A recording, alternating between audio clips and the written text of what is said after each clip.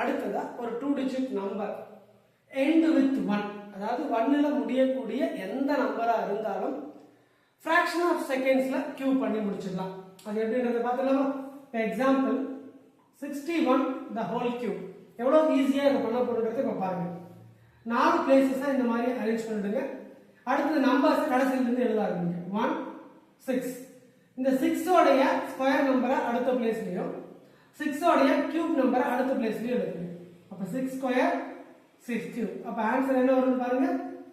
1 6 36 அடுத்தது 216. சோ அந்த ஆன்சரை இப்போ என்ன பண்ண போறோம்? ஃபர்ஸ்ட்டையும் லாஸ்ட்டையும் விட்டுருங்க. ஃபர்ஸ்ட்டையும் லாஸ்ட்டையும் விட்டுட்டு மிடில்ல இருக்கிற ரெண்டு நம்பரோட டபுள் வேல்யூ என்னன்றதை எழுதுங்க. 6 ஓட டபுள் வந்து பாத்தீங்கன்னா 12. 36 ஓட டபுள் வந்து பாத்தீங்கன்னா 72. இது ரெண்டையும் ஆட் பண்ணீங்கன்னா ஆன்சர் வந்துருச்சு 1 18. சோ 8 10 216. இந்த பேலன்சிங் மெத்தட்ல சால்வ் பண்ண போறோம். சிங்கிள் டிஜிட்டா இருந்தா அப்படியே 1 போட்டுக்கலாம். அடுத்தது 8 போட்டாச்சு. இந்த 1 இங்க ஆட் பண்ணீங்கன்னா 109 வரும். சோ 109ல 9 மட்டும் போட்டுக்கோங்க.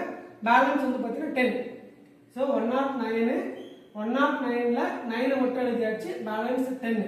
இந்த 10 இது கூட பிளஸ் பண்ணீங்கன்னா 226. அப்ப ஆன்சர் 226 981ன்றது ஆன்சர்.